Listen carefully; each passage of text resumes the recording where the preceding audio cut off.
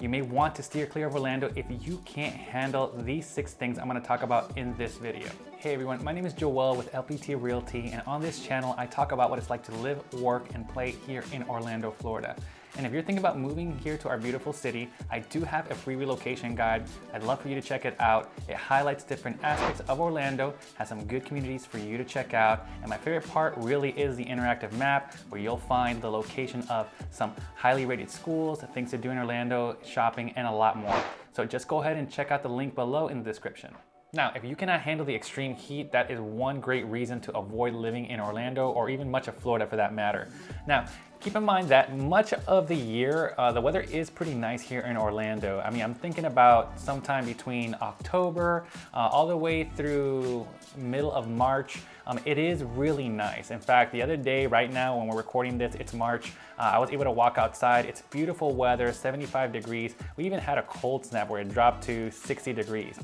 So yeah, the weather is fairly nice, but when we start getting into June, July, August, the heat really does kick up to the point where it can be very uncomfortable. In fact, more than uncomfortable. In some situations, it can be very dangerous to be outside, especially during the hottest point of the day, which is usually around noon all the way to maybe 3 or 4 o'clock. Now, most of the time, I do recommend not doing a whole lot of outdoor activities. In fact, my wife and I, we've completely agreed that we don't go to Disney in the summer unless it's after 5, maybe even 6 o'clock, because it just simply is very uncomfortable. In fact, it's just sometimes unbearably hot. What adds to this really is the high level of humidity that we do get over the summer. It can take a 90-degree day and make it feel like it's 110. Which takes me back to my story. Again, I was in St. Augustine. I mean, again, it's a little bit further north, although it's further closer to the coastline.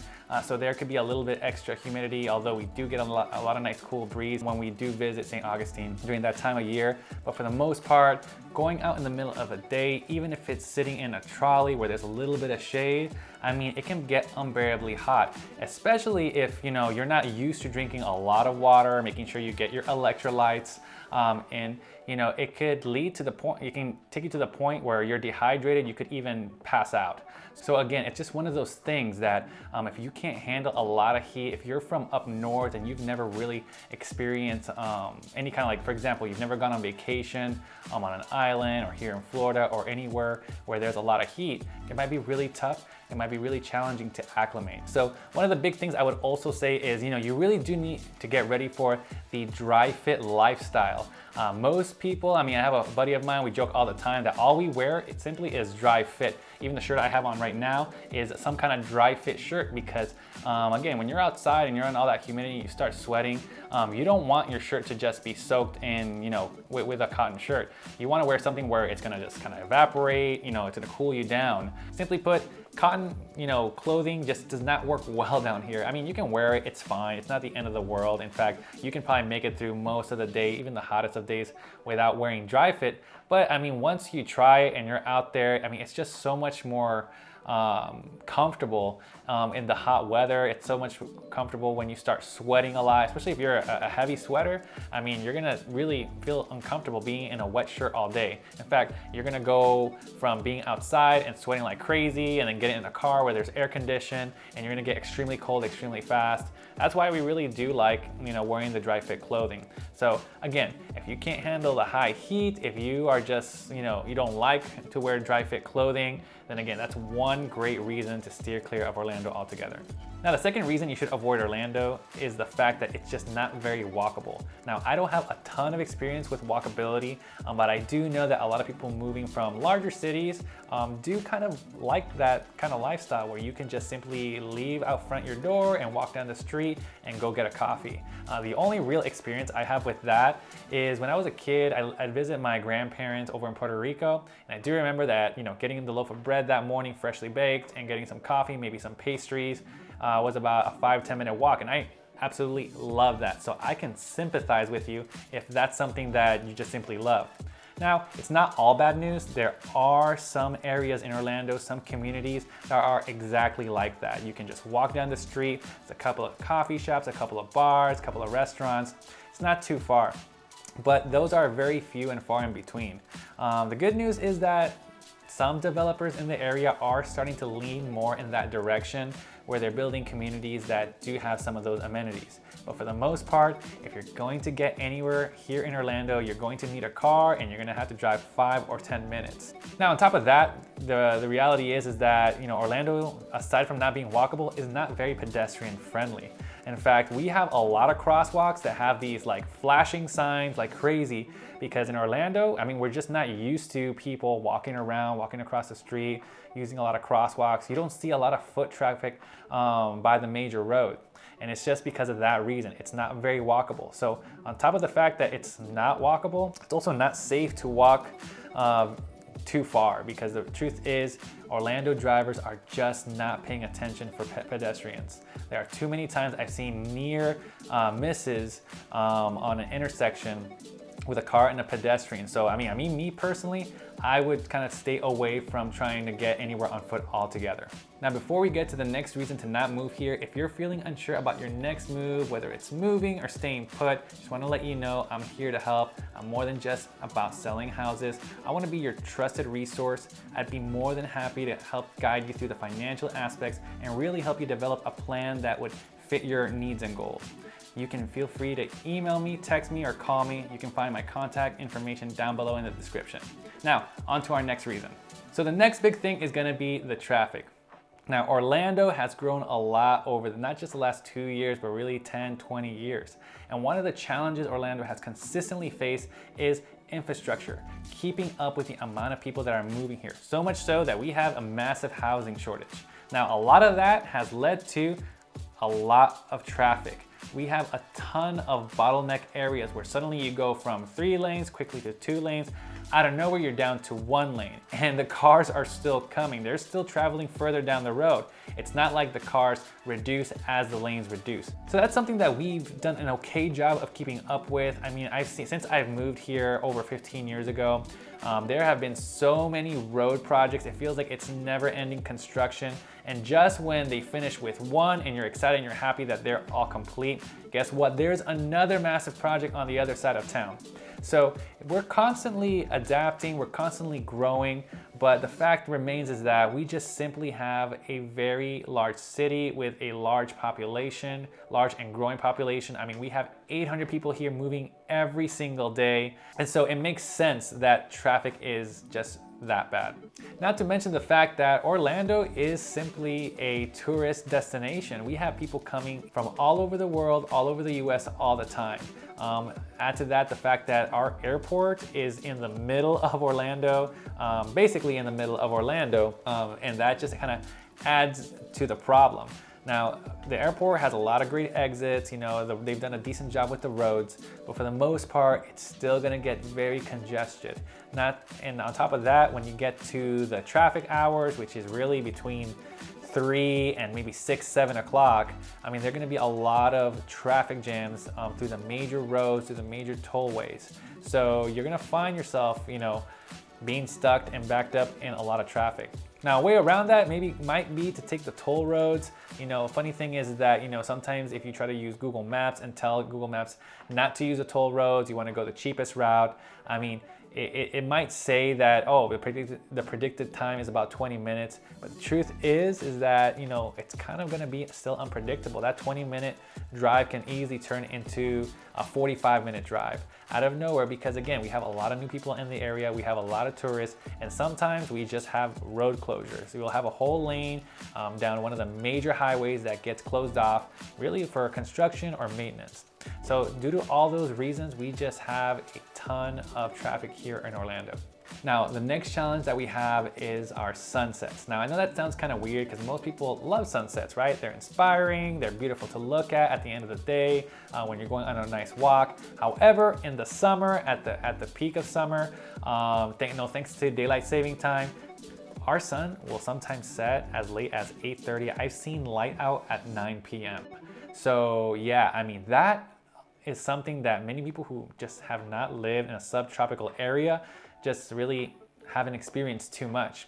And it's it's not awful. It's just, you know, kind of annoying. It just kind of is very bothersome and almost frustrating.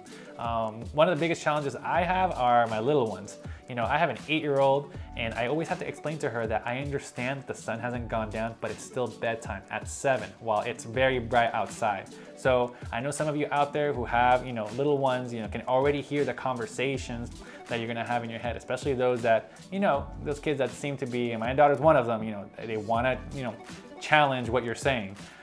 So that's something that, you know, I do have to face from time to time, but at least with her I can reason. My 3-year-old, he's getting to that point where we can really have conversations about what's going on, but he doesn't care. He sees the sun is up outside and all he wants to do is play more, right? He's just gonna keep going and going and going until he crashes.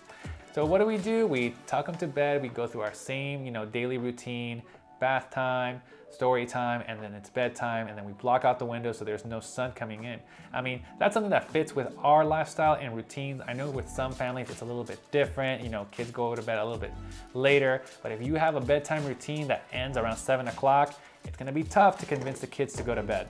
Now, I'm sure you can think of all kinds of reasons why a late sunset might impact your life negatively, but at least for me, that's just one way we struggle with the sun setting so late. Now, the next reason you may want to steer clear of Orlando is because this is alligator land.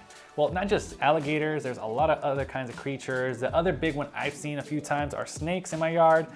So if you don't like running into an alligator or seeing snakes or anything like that, I mean, you might want to steer clear of Orlando. Typically, we find a lot of warning signs around bodies of water when it comes to alligators and snakes. Now, I want to be very clear on this. When we say body of water, we mean literally any body of water. It could be a puddle. I mean, I'm telling you right now, there's a chance there could be an alligator in there.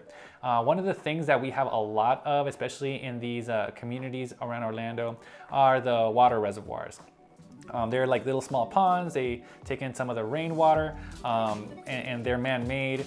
But the biggest thing about them really is the fact that, hey, alligators and snakes, they don't know the difference. For them, that's just more water for them to live in. So with that in mind, I mean, you know, you could be walking by or going off on a run and you can run into an alligator. That can actually happen. It's not very common that happens. It's even less common that anyone would be attacked by an alligator or a snake. I mean, the truth is you should just kind of just stay away from them. Don't try to feed them. Don't try to catch them. You know, call animal controls, animal services. But just know that this is a reality. I mean, there are some like tragic stories that you've seen and I've seen on the news where, you know, someone does get attacked by an alligator just being by a body of water. I mean, this could happen anywhere. Like I said, it could happen even at Disney, you know, somewhere where you think they'd have everything under control. Well, I mean, the truth is, I mean, there's only so much you can control. So, you know, it is something that, you know, you want to be mindful about, especially if you have little kids. You want to make sure that if you're walking by water, you know, you just stay away from it. The truth is, there probably isn't anything that's going to bother you in there. And even if there is, as long as you leave it alone and walk away and move on, you should be completely fine. Now, I've saved the best for last. This is one of my favorite ones to talk about because of the fact that it's kind of an unexpected cost. People don't realize that this is something that will eat away at your monthly budget, and that's toll roads. Now, toll roads, I mean, for the most part, when it comes to Orlando, when I think of Orlando in my mind, I always think of the airport is the center, and then you have the toll roads that kind of surround it. You have a couple toll roads that can take you around the airport and get you around town fairly quickly. The toll roads are amazing. I really do love them. I use them all the time, even sometimes when I don't maybe need to, or it might actually be faster to take the lights. I'm just not patient enough for the stop and go of red lights. I go down a regular street whenever I can. It's fine, it's not gonna kill me. But I mean, if I have the option of taking the toll road, I'm gonna do that because it's a smooth drive, it's a lot safer, there's rarely any traffic.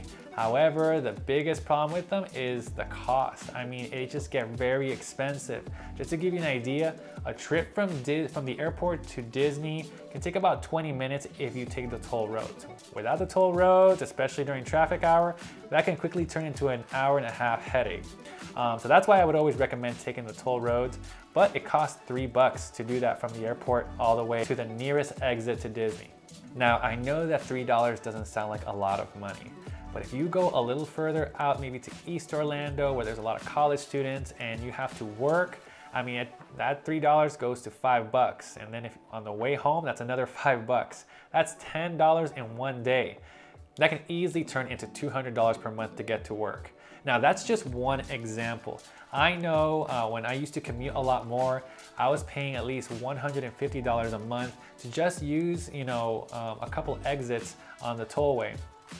And I mean, I stopped using it altogether, and it was just crazy that I was saving $150 a month by just adding 5 to 10 extra minutes a day to my trip. So that's one of the things that many people don't think about here in Orlando. The tolls can get very expensive, and I know that unless you're from somewhere where you already have to pay tolls, I mean that's just a huge unexpected cost that you maybe don't either want to deal with or are frustrated about. Because the fact is, here in Orlando, I mean, like I talked about earlier, there's just a ton of traffic. Even the tollways get traffic. However, if you're taking street roads, I mean, you could be there for a very, very long time. It's just a lot easier to take the tolls at the end of the day. If you can pay it, I mean, I would recommend doing it just because of your sanity. I mean, it might save you some money on the gas side of things. And on top of that, I do personally think it's a lot safer than taking the street roads. Not that the regular city roads are unsafe, but at least on the tollways, it's just one straight shot. As long as you stay in your lane and don't drive like it's a race, you should be a lot safer than taking city roads. Now, I know that probably sounds a little frustrating. Like I said, if you're not used to taking tollways, it is one of the biggest unexpected costs of living in Orlando, but the truth is it's not the only one. And to find out what are some of the other unexpected costs, go ahead and watch this next video here.